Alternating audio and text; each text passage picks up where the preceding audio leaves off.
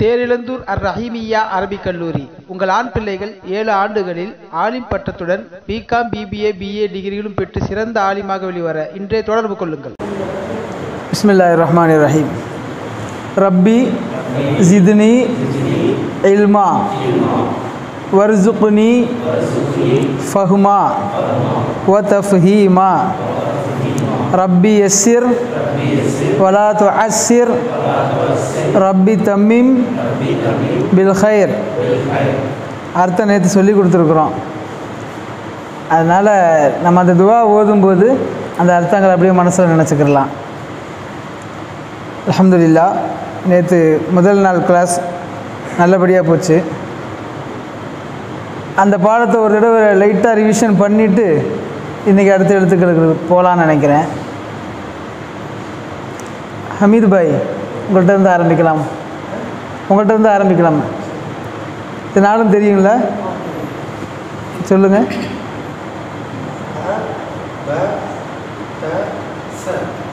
Super. வேறு யார் சொல்கிறா? சொல்லுங்கள். அது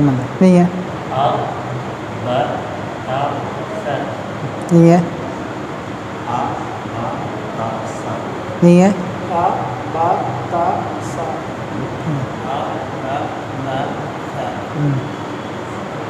நாளைக்கு சொல்லுங்கள், ஒன்றும் பிரச்சனை இல்லை.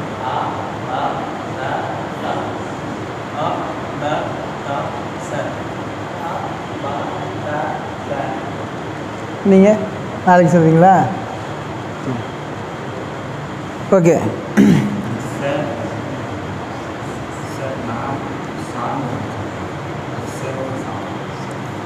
அது ஒன்றும் இல்லை. சா அப்படிங்கிறது ரெண்டும் பிரச்சனை இல்லை. சான்னு சொல்லும்போது அதுக்கு வேறு ஒரு மெத்தட் இருக்குது.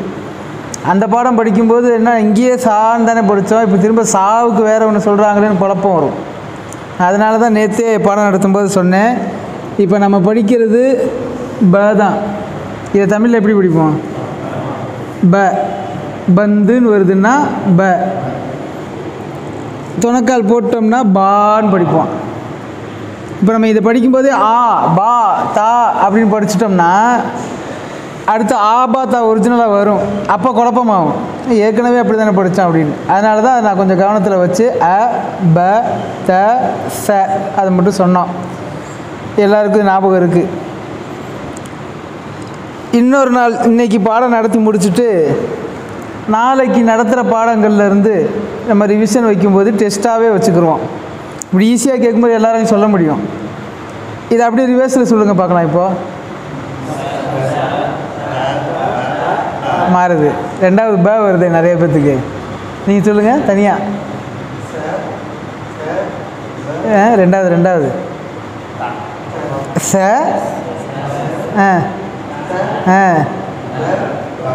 அவ்வளோதான். ஒன்றும் இல்லை, ஒரு 15 செகண்ட் எக்ஸ்ட்ரா யோசித்தோம்னா இப்படின்னு சொல்ல முடியும். அது ஃபஸ்ட் நாள்லேயே குறைச்சல் கொடுக்க வேணாமேன்னு அது சொல்லலை. அது நிறைய எழுத்துக்கள் வரும்போது இன்னும் கொஞ்சம் சிரமமாகும். அது அப்படி படிக்கும்போது தான் நமக்கு குருட்டு மனப்பாடமாக போகாமல் இதுதான் அப்படின்னு விளங்கி படிக்கிறதுக்காண்டி அதை கேட்குறது, வேறு ஒன்றும் இல்லை. சரி, இன்றைக்கி ஒரு 4 எழுத்து படிச்சிடலாம் அப்படின்னு. நேற்றே நம்ம சொன்ன மாதிரி அரபி எழுத்துக்களை பொறுத்தவரை நமக்கு பழக்கப்பட்ட எழுத்துக்கள், நமக்கு பழக்கப்படாத எழுத்துக்கள் அப்படின்னு ரெண்டாக நேற்று சொன்னோம். பழக்கப்பட்ட எழுத்துக்கள் அப்படின்னா தமிழ்லேயே வரக்கூடிய ப த, இங்கிலீஷ்லேயும் வரக்கூடியது ம ல, இதெல்லாம் தமிழ் இங்கிலீஷ் எல்லாத்துலேயுமே வர்றது. நம்ம உச்சரிப்பில் இல்லாத, தமிழ் ஆங்கிலத்தில் உச்சரிப்பில் இல்லாத புது வகையான எழுத்துக்கள்னு ஒன்று சொன்னோம். அதுக்கு ஒரே ஒரு உதாரணமாக தான் இந்த சவை எழுதி போட்டோம். ச தமிழில் கிடையாது, ஆங்கிலத்துலேயும் கிடையாது இந்த உச்சரிப்பு. இப்போ இன்றைக்கி படிக்க போகிற 4 எழுத்தில் 4மே பழக்கப்பட்ட எழுத்து தான். அதனால் இன்றைக்கி பாடம் சிரமமாக இருக்காது இன்ஷா அல்லாஹ். 4 எழுத்துக்கள் என்னங்கிறத இப்போ படிச்சிருவோம். முதலாவது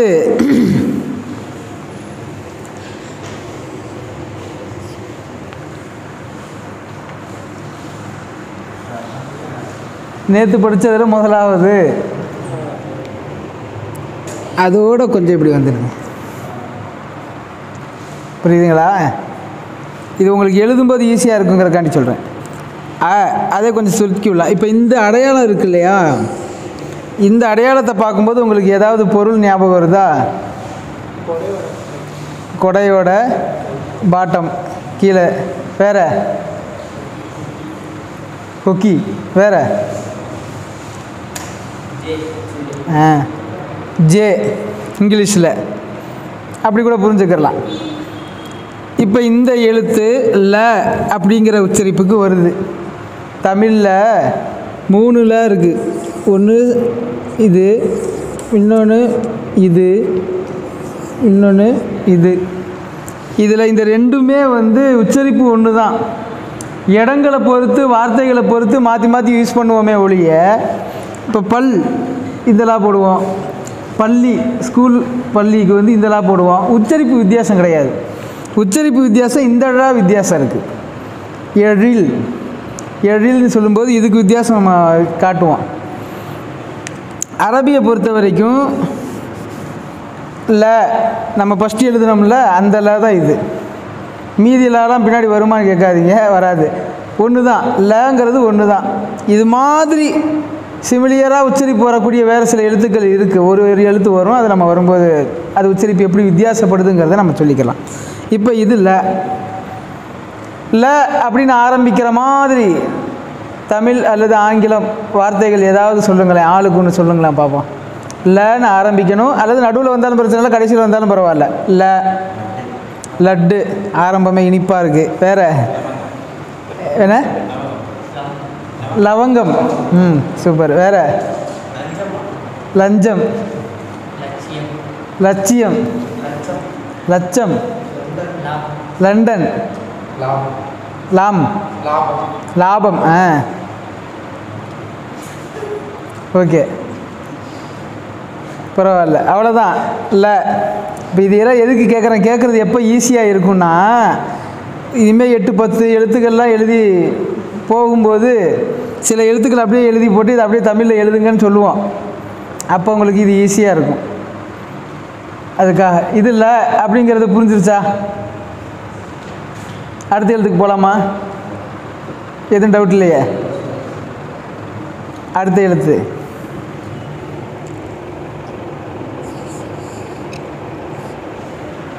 ம. இது அரபியில் ம. ம வார்த்தைக்கு சொல்லுங்களேன்.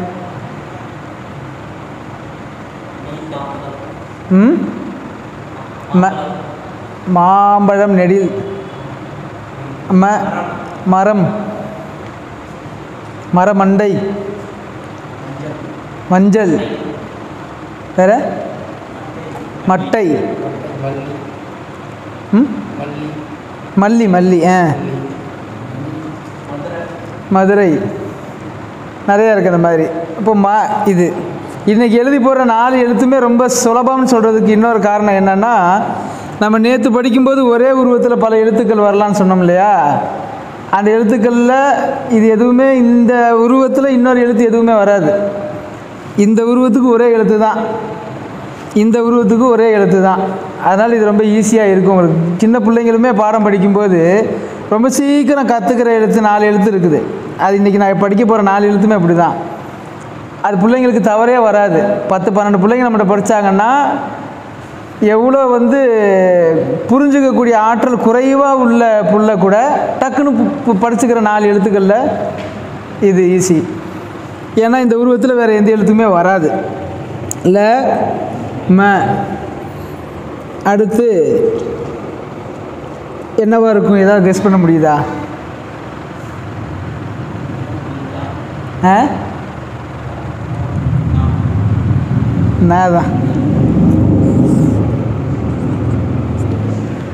ந. ல ம ந. இதை பார்க்கும்போது உங்களுக்கு என்ன ஏதாவது தோணுதா? இதுக்கு மறந்துட்டோமே. இதை பார்க்கும்போது ஏதாவது தோணுதா?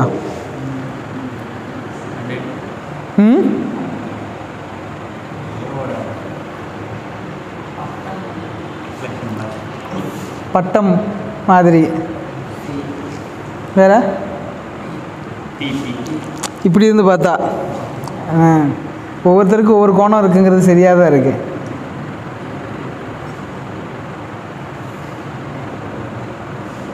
இந்த ஹவுஸில் சின்ன சின்ன மீன்கள் இருக்கும் தெரியுமா, அந்த மாதிரி இருக்கும். இந்த மீமு வேறு சில இடங்களில் இப்படி போடுவாங்க, அது ரொம்ப ரேர். அது வந்து ஒரு எழுத்துக்கு எத்தனை உருவம் இருக்குங்கிறதெல்லாம் பின்னாடி படிக்கும்போது விவரமாக சொல்லுவோம். இப்படியும் வரும். இது ரெண்டுமே பார்த்தா ஒரு ஜாடையில் டக்குன்னு அந்த சின்ன மீன் மாதிரி இருக்கும். மீமு மீன் மாதிரி இருக்குது அப்படின்னு புரிஞ்சுக்கிட்டோம்னா ஈஸியாக இருக்கும். இதுக்கு என்ன இதை பார்க்கும்போது சத்தமாக சொல்லுங்களேன். யூ மாதிரி. ஓகே, பானை தான் பிரதானம். அதுதான் முதல்ல ஞாபகத்துக்கு வரணும்னு நினச்சேன். குதிரை லாடம், வண்டியில் ஒரு பிரேக் ஷூ, பானை மெயினாக அதை வச்சுக்கிடுவோம். இந்த பானையை நல்லா கவனிச்சுக்கோங்க.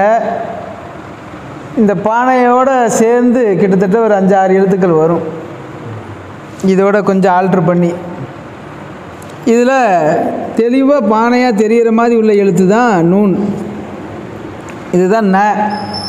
தமிழில் இருக்கக்கூடிய ந ந ந அவ்வளோதானே. தமிழில் 3 ந இருக்குது. 3க்குமே உச்சரிப்பு ஒன்று தான், தனித்தனி உச்சரிப்புலாம் கிடையாது. ஆனால் இடத்த பொறுத்து இந்த இடத்துல இந்த ந வரணும். இந்த இடத்துல 2 சுழி 3 சுழி ந வந்து வார்த்தைகளுக்கு வார்த்தை வித்தியாசப்படும். 3 சுழி ந வர்ற மாதிரி ஒரு வார்த்தை சொல்லுங்களேன். அண்ணன், அதுலேயே 2 சுழியும் வந்துடுது. இது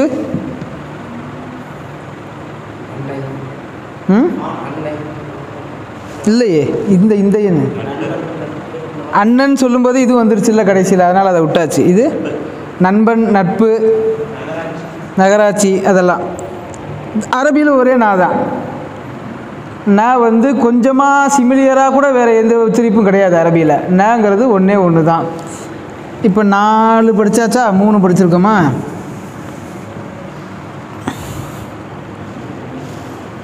அடுத்து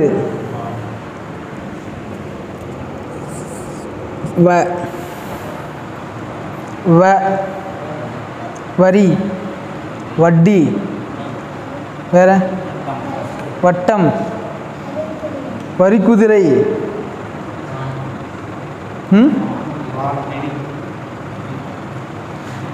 வானம் நீட்டி சொல்கிறது வனம். சரி, இப்போ இந்த 4 எழுத்து அவ்வளோதாங்க. இது ரொம்ப சிம்பிளாக இருக்கும் நான் நினைக்கிறேன். உங்களுக்கு சிம்பிளாக தான் இருக்கும்னு நீங்கள் நினைக்கிறதா இருந்தால் இதில் ஏதாவது விளக்கம் தேவைப்பட்டால் சொல்லலாம். இப்போ இதில் இந்த மீம், இந்த வாவ், இது வந்து குழந்தைங்களுக்கு, சில குழந்தைகளுக்கு குழப்பம் வரும். ஏன்னா இந்த ரவுண்டு மெயின். இதை எழுதிட்டு மேலேருந்து இழுத்து விட்டால் மீமு, கீழே இருந்து இழுத்து விட்டால் வாவு. இப்போ நம்ம இங்கே போட்டிருக்கிறது தெளிவாக எழுதியிருக்கிறதுனால, தனித்தனி எழுத்தாக இருக்கிறதுனால உங்களுக்கு வித்தியாசம் குழப்பாது. மீமு வாவுக்கு பெரிய குழப்பம் இருக்காது. ஜாயிண்ட் லெட்டர்ஸாக வரும்ல, கூட்டு எழுத்தாக வரும்ல, அப்படி கூட்டு எழுத்தாக வரும்போது இந்த மீமு வாவுக்கு இடையில் குழந்தைங்க குழம்பும். அதுக்கு நாம் எப்படி புரிஞ்சுக்கிறணும்னா, மேலே இழுத்து விட்டாங்கன்னா மீமு, கீழே இழுத்து விட்டாங்கன்னா வாவு, அவ்வளோதான். இந்த லாம உங்களுக்கு இது லா குழம்ப தேவையில்லை. மா வா தான் நம்ம சொல்லியிருக்கிறோம்.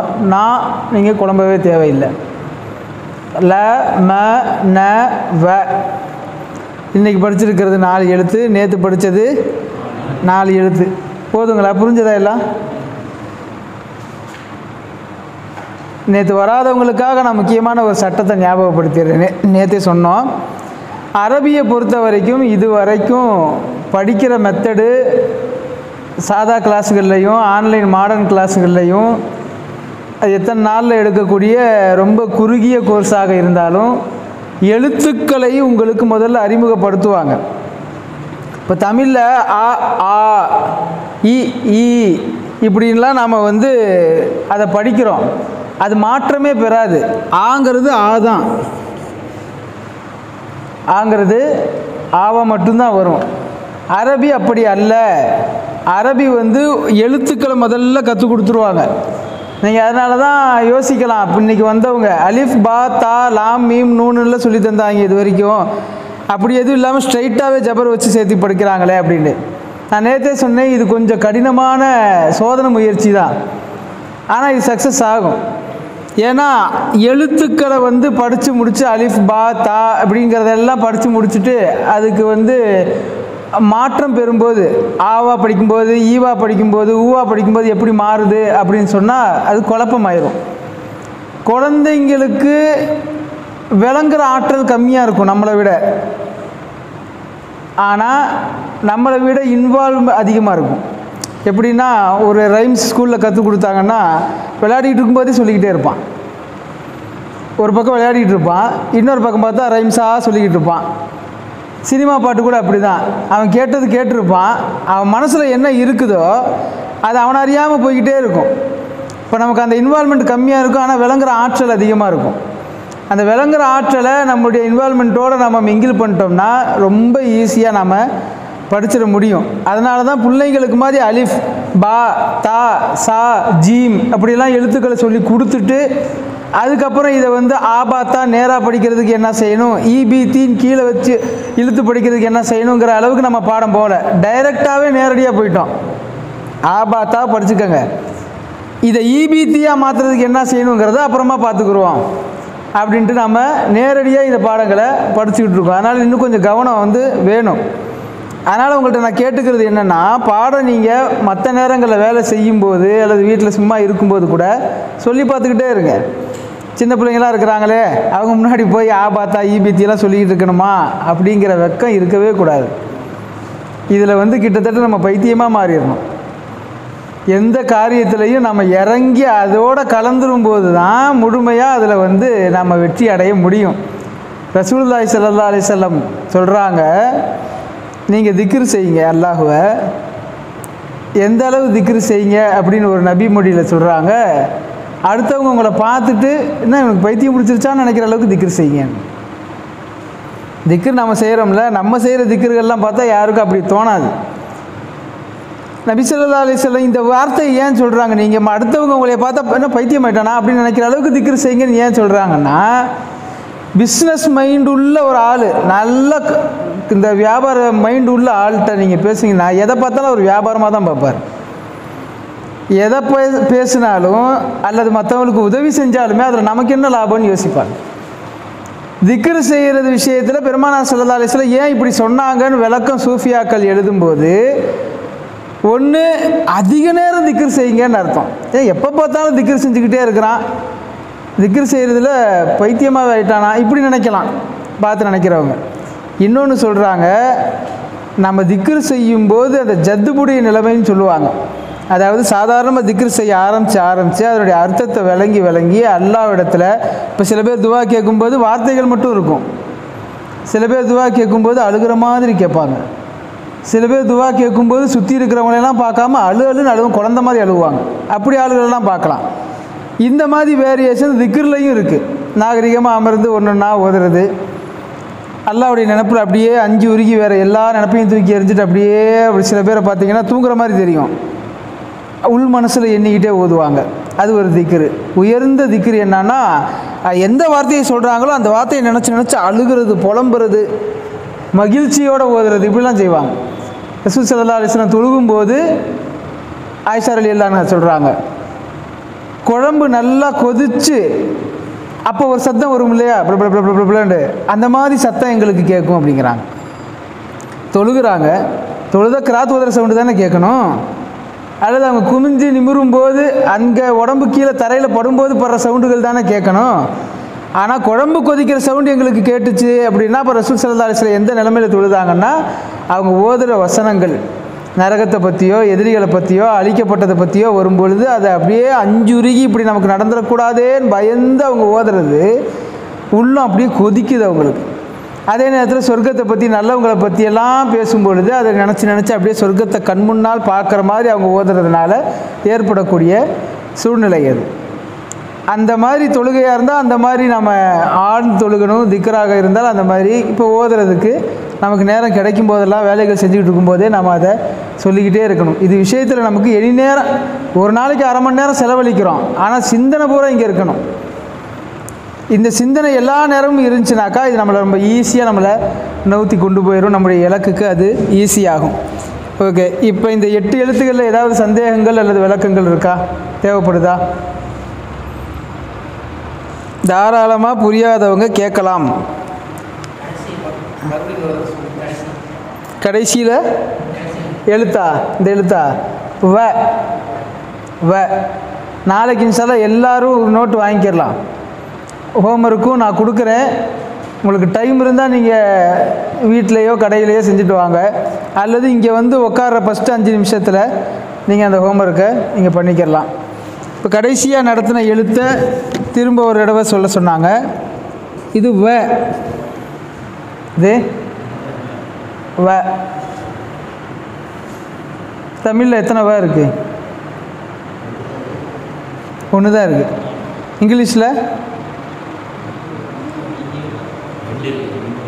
2 இருக்குது. வி இருக்குது, டபிள்யூ இருக்குது. அரபியில் 1 தான் இருக்குது. இந்த வாவுடைய உச்சரிப்பில் டைரெக்டாகவோ சிமிலியராகவோ வேறு எழுத்து எதுவுமே வராது. வ 1 தான். இதை நீங்கள் இன்னும் கொஞ்சம் மனசில் அழுத்தமாக புரிஞ்சுக்கிறதுக்கு நீங்கள் வீட்டில் இருக்கக்கூடிய நேரங்களில் நோட்டு வாங்கிட்டா நோட்டில் கூட இது எல்லாத்துக்கும் தமிழ் எழுதி பார்க்கலாம். ம ல எல்லாத்துக்குமே எழுதி பார்க்கலாம். எப்போவுமே படிக்கிறதை விட எழுதுறது 10 மடங்கு மனப்பாடம் ஆகும் அப்படின்னு சொல்லுவாங்க. ஹோம்ஒர்க்லாம் எழுத கொடுக்கறதுக்கு மெயின் காரணமே 10 தடவை நாளைக்கு படித்து மனப்பாடம் பண்ணிட்டு வந்துருங்கன்னா செய்ய முடியாது. கொஞ்சம் சலுப்பு தட்டுற வேலை அது. ஒரு பாடத்தை ஒரு தடவை 2 தடவை படிக்கலாம். 10 தடவை படித்து மனப்பாடம் பண்ணுறதுல எல்லாருடைய மெமரி பவருக்குமே அது செட் ஆகாது. ஆனால் எழுதுறதுங்கிறது மனசில் தரிபடும். அரபியில் ஒரு பழமொழியே இருக்குது, மன் ஹஃபில ஃபர்ற மன் கத்தப கர்றன்னுவாங்க. யார் மனப்பாடம் செய்தாரோ அது விட்டு போயிடும், அதை வந்து மெயின்டெனன்ஸ் பண்ணிக்கிட்டே இருக்கணும். யார் எழுதி வச்சுட்டாரோ அது அவர்கிட்ட தரிபட்டுரும் அப்படின்வாங்க. உள்ளத்தில் அது ஆழமாக மனப்பாடம் ஆகிறதுக்கு தங்குறதுக்கு வசதியாக இருக்கும். அதனால் இப்போ இதில் வேறு யார், நீங்கள் என்ன சொன்னீங்கன்னா ல ம ந வ. உச்சரிப்புக்கு சிரமமே இல்லாத நம்ம கூப்பிட்டோடனே வந்து உட்கார்ற எழுத்துக்கள் ல ம ந வ. வ ந ம ல த. நான் சொல்லும்போது அந்த எழுத்து நீங்கள் கரெக்டாக பார்க்குறீங்களான்னு பார்க்குறேன்.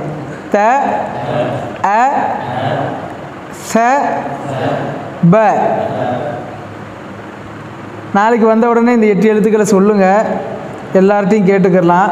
இந்த 8 எழுத்துக்களுக்குள்ளேயே குழப்பி கேட்போம். ரிவேர்ஸில் கேட்குறது, குழப்பி கேட்குறது, தமிழில் எழுதி போட்டு நீங்கள் அரபியில் எழுதுங்கன்னு சொல்கிறது, அரபியில் எழுதி போட்டு நீங்கள் தமிழில் எழுதுங்கன்னு சொல்கிறது, இந்த மாதிரிலாம் கொஞ்சம் சுவாரஸ்யமாக போகும். இன்ஷா முடிச்சுக்கலாங்களா? வேறு எதுவும் சந்தேகங்கள் இருக்கா? ஹமீத் முடிஞ்ச 29 எழுத்து அரபியில்.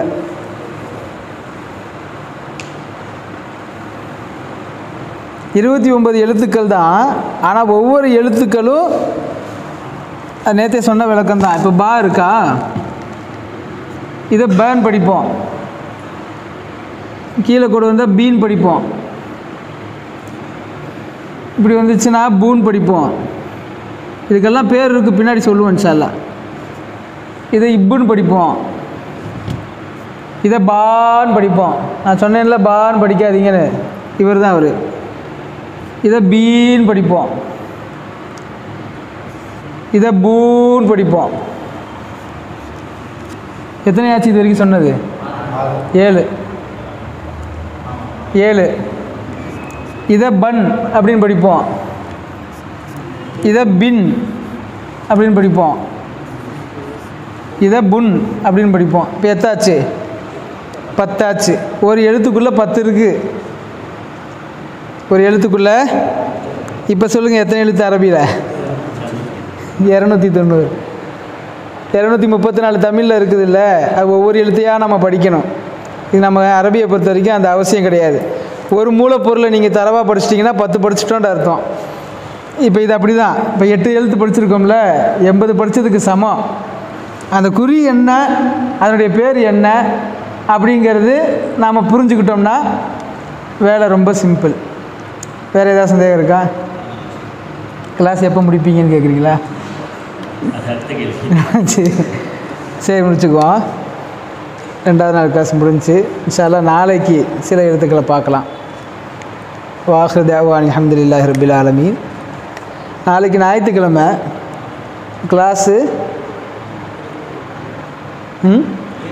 லீவுன்னு சொல்லிடுங்க அப்படின்ற மாதிரி இருக்குது.